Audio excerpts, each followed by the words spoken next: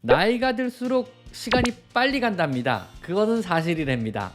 왜 그런지 모르겠지만 모든 사람에게 시간은 공평하게 흘러가지 않아요. 젊은 분들에게는 천천히 흘러가지만 나이 든 사람일수록 시간이 빨리 흘러간다는 거 그것 명심하시고요. 젊었을 때, 한 살이나 젊었을 때 하고 싶은 거 마음대로 하는 시간 되시길 바랍니다. 말이 빠른데 정확하게 말하는 거 부러워요. 뭐 이게 사실은 요즘 와서 부러움을 받는 건지 요즘 와서 좀 인정을 받는 건지 모르겠는데 옛날에는 되게 안 좋은 거였어요. 그래서 예전에 한 7년 8년 전에 방송 출연했을 때만 해도요 되게 많이 잘렸어요. 선생님 말이 너무 빠르세요. 선생님 말이 너무 빠르세요. 천천히 해서 이 소리 진짜 많이 듣다가 거의 편집으로 다 덜어내져 버렸어요. 나중에는요. 그래서 말이 빨라가지고 선생님 안 되겠다 뭐 이런 식의 얘기를 되게 많이 들었거든요. 근데 요 근래에 출연한 방송에서 선생님 말이 빨라서 좋다고 발음 정확해서 좋다 이런 소리를 많이 들어요. 그러니까 이게 나는 말을 똑같이 해요. 근데 트렌드가 바뀐 거예요. 예전에는 이제 유튜브가 막 발전을 하면서 짧은 시간 내 많은 정보를 주는 사람들이 이제 어떤 인정받는 시대가 돼버린 것 같아요. 사람들이 이제 조금만 지루하면 채널을 돌려버리는 시대가 돼버린 거죠. 이제 그러다 보니까 예전처럼 정확하게 또박또박 천천히 말하는 사람보다 빠른 말을 하는 사람들을 더 선호하나 봐요. 방송 쪽에서는. 그래서 예전에는 굉장히 많이 잘렸어요. 선생님 저 선생님 말이 너무 빠르다. 선생님 말이 너무 빠르세요. 천천히 해주세요. 다시 가겠습니다. 뭐 이런 얘기를 많이 듣다가 요즘에는 어쩌다 요 근래 출연한 방송에서 그런 얘기를 한 번도 들어본 적이 없는 것 같아요. 그래서 그냥 세상이 바뀐 거지 저는 똑같습니다. 그냥 말이 빠른 사람일 뿐입니다. 근데 제가 의외로 과묵한 사람이라는 거. 앞발 상체 자꾸 지방종이 나다가 사라집니다. 앞발 상체요. 왜 나는 건가요? 검사할 때마다 음성인데 날 때마다 수술을 받을 때 어떻게 하는 게 좋을까요? 일단은 뭐 지방종이 자꾸 생겨서 심하다 그러면은 수술해서 제거하는 게 최고입니다. 늘어나기 시작하면은요. 근데 심하지 않으면 냅두시다가 이게 어느 정도 심해져서 어떤 물리적인 보행상의 문제를 유발하는 게 번지기 시작한다면 그때가 수술해서 늦지 않을 것 같고 나이가 많아 생기는 거 아닐까? 아니면 비만에 생기는 거거나요? 그래서 비만하지 않게 관리해 주시는 게 지금으로선 최선일 것 같아요. 요거는요. 비만세포종이라 비만종이랑 다른가? 비만세포종은 비만종이랑 다릅니다. 비만세포종은 일종의 종양의 일종으로 요거는 수술이 필요할 수 있습니다. 요거는 한번 선생님들하고 상의해 보셔야 될 것 같아요. 요거는요.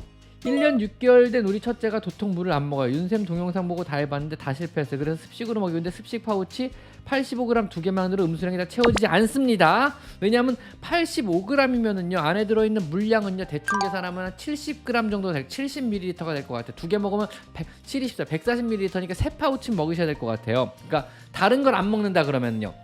근데 140ml 물 조금만 더 먹으면 200ml가 채워지니까 충분한 물을 먹고 있는 거거든요. 두 파우치 플러스 물 조금이면 돼요. 보통 물을 진짜 안 먹어요, 물 거의 안 먹어 이런 분들 물어보면요 습식을 먹고 있더라고요. 그래서 계산해보면 대충 맞아 떨어지더라고요. 그리고 건사료는 수분 함량이 제로 아니에요. 거기도 10%가 들어있어요. 그래서 건사료 100g 먹으면요 10ml의 물을 먹는 게 되거든요. 그래서 이런 식으로 계산을 한번 해보시면 대충 될 것 같아요. 이런 식으로. 그래서 이제 건사료는 몇 g 먹는지 습사료는 몇 g인지 그 다음에 수분은 얼마나 섭취하는지 요거 보시면은 대충 맞아 떨어지니까 너무 걱정 안 하셔도 될 것 같습니다.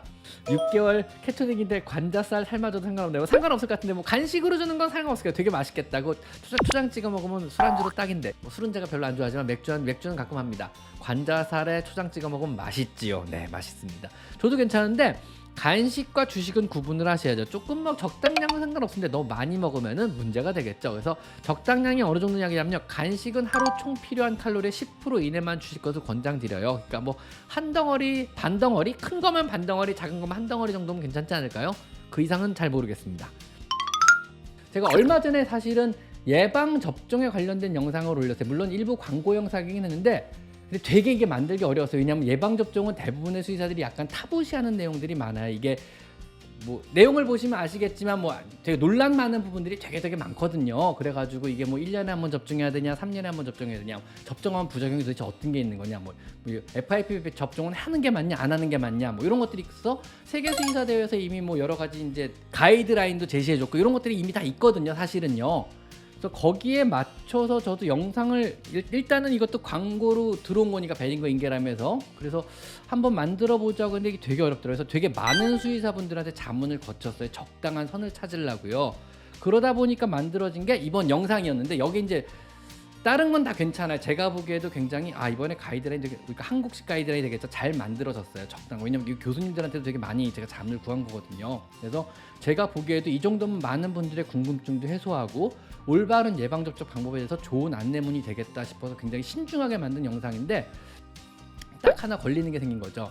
원래 국제 예방 접종 가이드라인상에는요, 예방 접종을 팔에다 맞게 돼 있어요. 최대한 사지 말단, 앞다리든 뒷다리든 말단에 맞게 돼 있거든요. 왜냐하면 이게 접종 부작용으로 종양이 생길 수 있어요. 12,000마리당 한 마리꼴로 FISS라는 고양이 살코마 종양이 생길 수가 있거든요. 그래서 보통 종양이 생기더라도 고양이의 생존율을 높이기 위해서 최대한 사지 말단의 나라로는 가이드를 제시해주고 있는데, 사실은 실제로는 사지 말단의 고양이를 접종하는 수의사들은 거의 없어요. 필드에서는요. 뭐 대학병원은 잘 모르겠어요. 종합병원 아니 뭐 2차 3차 기간에 외과 선생님이 접종한다 그러면 당연히 팔에 놓겠지만, 이게 수의사들이 몰라서 그러는 게 아니에요. 다 알아요. 다 배우거든요. 우리도. 팔에 놓는 이유는 뭐냐면요, 종양이 생기면 팔을 자르라 그러는 거예요. 자르라 그러는 거예요. 그게 쉽게 말하면요.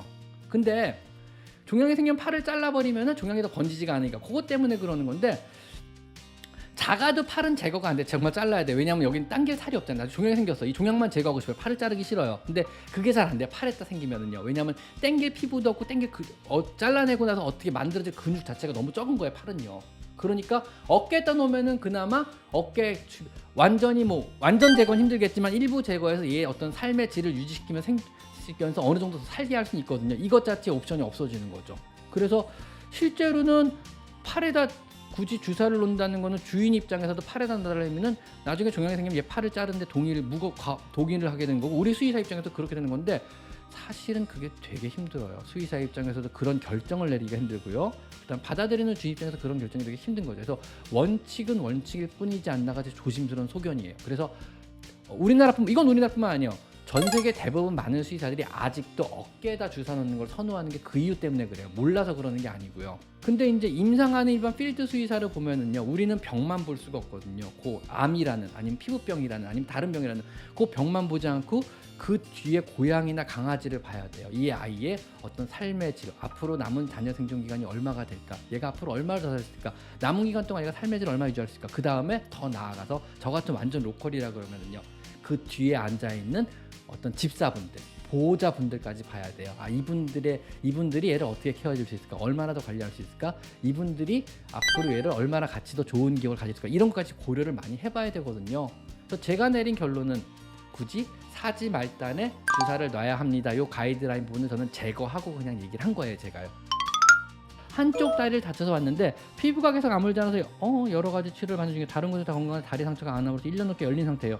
피부가 아물에 도움이 되는 조언이나 사례가 있으면 말씀드려요. 이거 굉장히 오랫동안요, 피부를 재생시키는 연고를 계속 발랐어요. 이건 수술을 통해서 붙이는 게 최선이에요. 근데 지금 피부가 안 아문다는 얘기는 수술을 받지 않았다는 얘기는 잘 모르겠어요. 일단 수술을 통해서 붙이는 게 최선인데, 수술을 통해서 안 붙는 애들이 있어요. 계속 벌어진 애들이 있거든요. 피부가 모자라거나 이러면 피부를 자라 올라오게 해야 되는데, 제가 사실은 피부 재생 쪽으로는 보통 설탕을 제일 많이 써서 그게 제일 좋았거든요. 지금까지 허니 세라피라 그래서, 이거 야매 치료법 아니에요. 뭐 한방도 아니고요. 허니 세라피라 그래가지고 수천 년 된 치료법이고, 지금도 전 세계 대학병원에서조차 되게 많이 쓰는 치료법이에요. 그래서 슈거 세라피, 허니 세라피로 많이 쓰거든요. 허니보단 슈거 세라피가 훨씬 좋아요. 설탕 쓰는 게 좋은데 집에서는 거의 불가능하세요. 이거는 붕대 튼튼하게 안 하면 진짜 온 집안이 설탕으로 범벅되거든요. 그래서 매일 아침 저녁으로 갈아줘야 되고, 그래서 슈거 세라피도 어차피 힘드실 테니까 제가 사용해본 슈거 세라피보다 훨씬 더 좋은 게 있어요. 요거예요. 베트리누스 더마겔이라고요. 이거 보이세요? 그래서 이렇게 해야 되는구나. 베트리누스 더마겔이라고 해서 이게 피부 재생시키는데 제가 써본 것 중에 제일 빨랐어요. 물론 갑자기 팍팍 재생되진 않지만 그래도 슈거보다는 이게 더 빠르더라고요. 그래서 요거 계속 발라주고 붕대해주고, 발라주고 붕대해주고, 발라주고 붕대해주면 피부 재생이 좀 빠르더라고요. 조직 재생 자체가요. 근데 그 전에 제일 좋은 거는요, 얘 고통스럽고 벌어지면 아프잖아요. 그러니까 병원에 수술을 받는 게 최선입니다. 근데 수술로 안 아문다 그러면 자꾸 벌어지는 일도 있거든요. 그러면 아니면 피부 자체가, 팔다리는 피부가 모자라서 안 당겨져요. 그래서 못 꼬매는 거거든요. 그래서 팔다리 같은 경우가 제일 어려운 게 그런 거예요. 피부가 모자르다는 거, 근육도 모자르다는 거, 뭔가 당길 조직이 없기 때문에 수복이 잘 안 돼요. 그런 경우는 할 수 없이 수술적으로 해결이 안 된다 그러면은 수복해서 수술로 재생을 해야 되잖아요. 제일 좋은 거는 허니 세라피를 쓰든가 슈거 세라피를 쓰든가. 근데 허니보다는 슈거가 더 좋았고요. 슈거보다는 베트리누스 더마겔이 병원에 사용해 본 경우 되게 좋았어요. 고양이 어떤 물 마시는 게 가장 좋은가요? 물어보면요, 고양이가 좋아하는 물을 마시게 하라 그럽니다. 왜냐면 물에 대한 차이가 있긴 있겠지만 너무 미미하고요. 고양이는 물을 한 방울이라도 더 먹는 게 훨씬 더 유용한 결과를 초래할 수가 있어요. 그러니까 많이 마시는 게 장땡이지 어떤 물을 마시는 게 장땡은 아니거든요.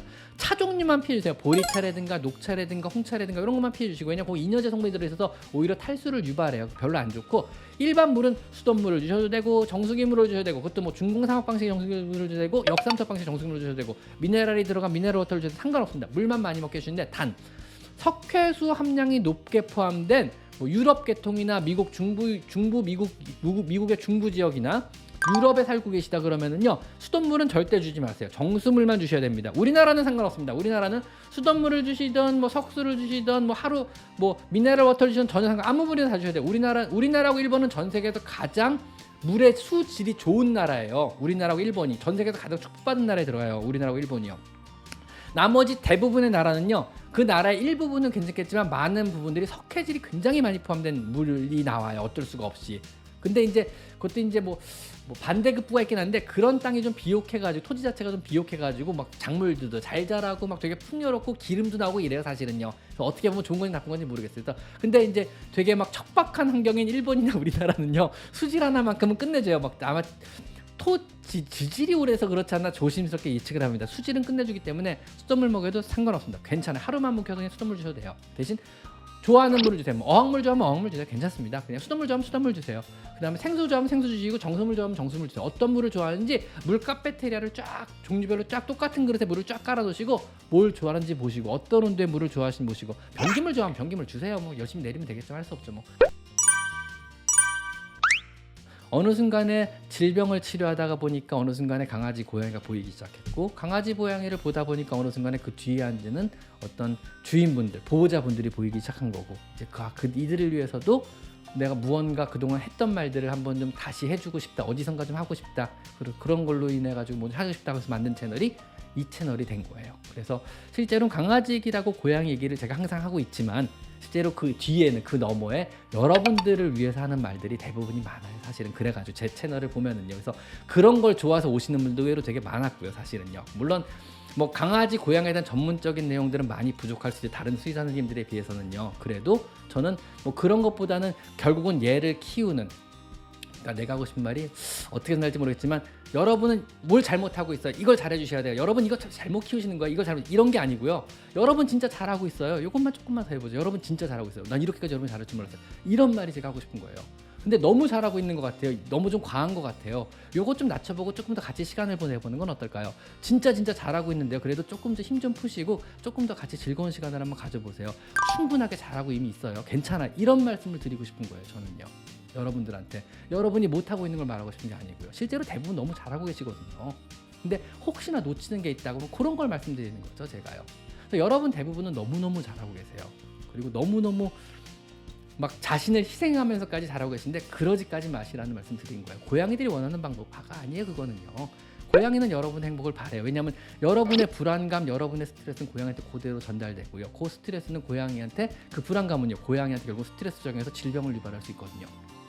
고양이는 여러분의 감정 변화에 진짜 예민하고 민감해요. 그럴 수밖에 없죠. 좁은 영역권을 공유하는 가족인데, 좁은 영역권을 공유하는 엄마고, 좁은 영역권을 공유하는 동료인데, 동료의 심신 상태가 불안한 게 전달이 안 될 리가 없죠. 근데 얘는 페로몬도 맞는 애들인데요.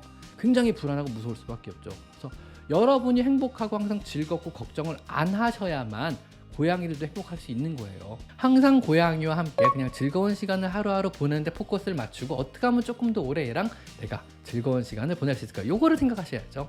항상 걱정하지 마시고요. 그런 채널이 되도록 앞으로도 계속 노력할 테니까 계속적으로 제 영상 많이 봐주셨으면 좋겠어요. 감사합니다. 또 말이 길어졌네요. 늙어서 그래요.